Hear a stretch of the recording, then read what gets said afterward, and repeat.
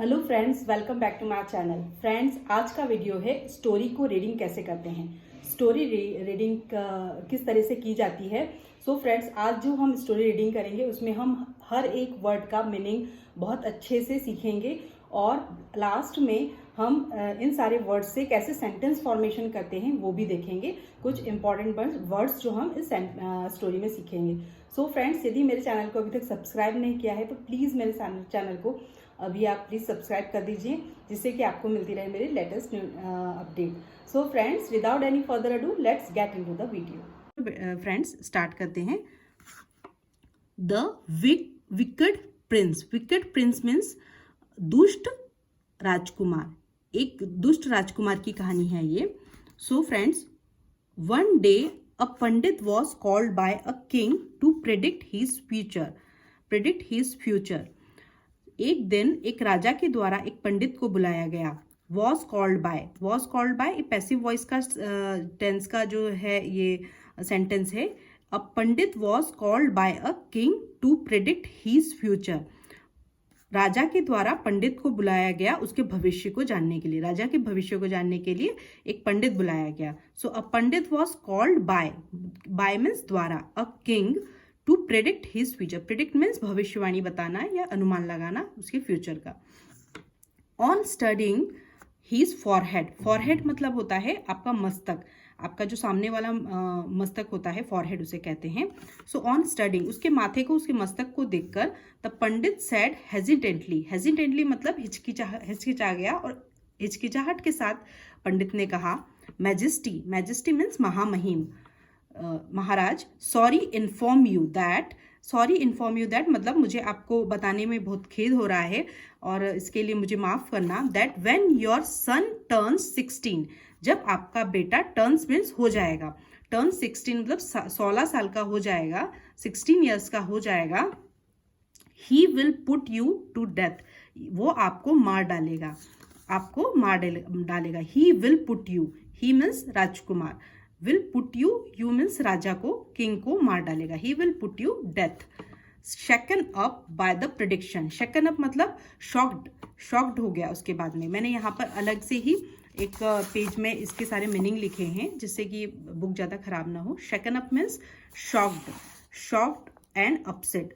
वो राजा इस प्रेडिक्शन को सुनकर बहुत डर गया।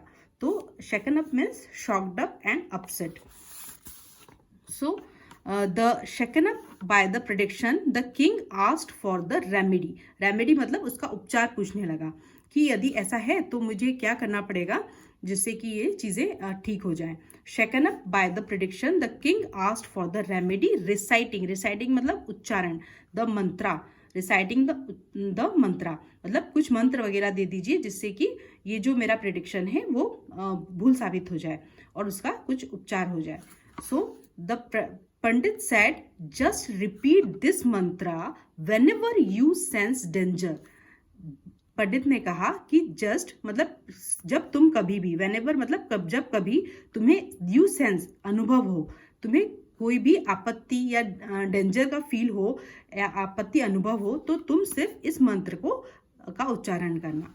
और उन्होंने एक मंत्र दे दिया पंडित ने राजा को। दो अ स्कॉलर मतलब एक विद्वान, दो a scholar the Prince grew up with a wicked nature मतलब चूंकि एक जो प्रिंस था वो एक अच्छा विद्वान था, लेकिन फिर भी वो कैसा ग्रू हुआ, राजकुमार किस तरीके से बढ़ा, एक विकेड नेचर मतलब दुष्ट, उसका स्वभाव कैसा था, एक दुष्ट बड़ा होकर एक दुष्ट स्वभाव का हो गया।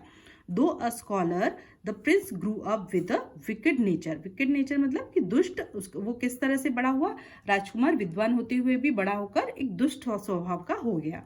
सिंस चाइल्डहुड मतलब बचपन से ही intended to rule the kingdom, बचपन से ही वो चाहता था, इरादा था उसका, इंटेंडेड मीन्स इरादा होना, चाहना, रूल द किंगडम वो उसके साम्राज्य के ऊपर, किंगडम के ऊपर वो राज्य करे। एज ही टर्न्ड 16, जब वो टर्न मतलब हो गया, 16 ईयर्स का हो गया, जब 16 साल का हो गया, ही thought of putting his intention into action, तो उसने अपने जो उसका जो इरादा था उसे पूरा करने के लिए उसने सोचा। He thought of putting his intention into action. So one afternoon, एक दोपहर में, when the king was climbing up the stairs.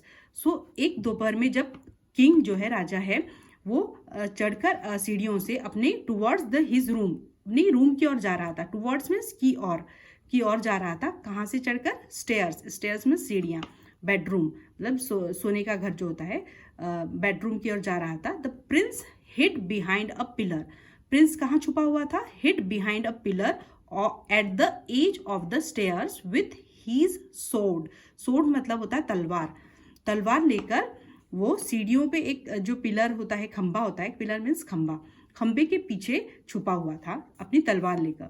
Somehow the king sensed something fishy. Something fishy मतलब कुछ ना कुछ उसको सस्पिशियस लगा, कुछ गड़बड़ लगा उसे कि यहाँ कुछ ना कुछ गलत चल रहा है।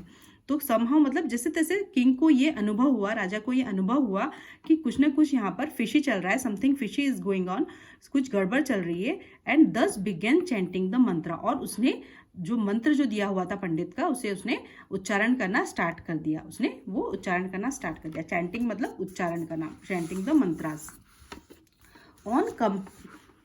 ऑन कंप्रेहेंडिंग, कंप्रेहेंडिंग मतलब अंडरस्टैंड, मतलब समझना। On comprehending the meaning of the mantra the prince stood dumbfounded. Dumbfounded मतलब हक्का बक्का होकर प्रिंस खड़ा हो गया। जब किंग ने मंत्र का उच्चारण किया तो उसे वो मंत्र समझ में आ गया राजकुमार को, और वो हक्का बक्का होकर खड़ा हो गया। Stood dumbfounded. Dumbfounded मतलब कि वो हक्का बक्का होकर, यहाँ डम फाउंडेड मतलब DUMB, बी यहाँ पर साइलेंट है। आपको कैसे उसको उच्चारण करना है? डम फाउंडेड, बी हाँ, डम ब नहीं कहना है, डम फाउंडेड, हक्का बक्का हो जाना। सो यहाँ पर वो हक्का बक्का होकर खड़ा हो गया। एज इट मीन्ड, और उसका मतलब था मंत्र का, a king will soon be killed by his selfish one. यहाँ पर भी पैसिव वॉइस का यूज हुआ है सेंटेंस में। A king will soon be killed by his selfish one. राजा बहुत ही जल्दी द्वारा उसके मतलबी बेटे के द्वारा मार दिया जाएगा। तो सब the Prince felt embarrassed. Embarrassed मतलब उसे बहुत ही शर्मिंदगी महसूस हुई। उस प्रिंस को, राजकुमार को बहुत शर्मिंदगी महसूस हुई। और to realise that his father was well aware about his evil plans all along. मतलब उसके पिता को पहले से ही सारे उसकी बुरी योजनाओं के बारे में पहले से ही सब कुछ हमेशा से पता था। So the father was well aware मतलब हमेशा से अच्छे से ही उसके पता था उसे पिता को इविल प्लान मतलब बुरी योजनाओं के बारे में। ऑल अलोंग मतलब हमेशा से ही उसके पिता को पहले से ही सब कुछ पता था कि उसका बेटा उसे मारने वाला है। He felt on his father's feet, और वो अपने पिता के चरणों में गिर गया एंड बेग्ड फॉर फॉरगिवनेस, और अपने उससे फॉर बेग्ड मतलब भीख मांगना, और फॉरगिवनेस मतलब क्षमा करना। क्षमा के लिए वो भीख मांगने लगा, अपने पिता से बोलने लगा कि पिताजी मुझे क्षमा कर दीजिए मेरे इस दुष्ट कर्म के लिए। सो ये पूरी स्टोरी थी। अब मैं इसके नेक्स्ट पार्ट में इसके मीनिंग और कुछ सेंटेंसेस जहाँ यूज हुए हैं उसका यूज बताऊंगी।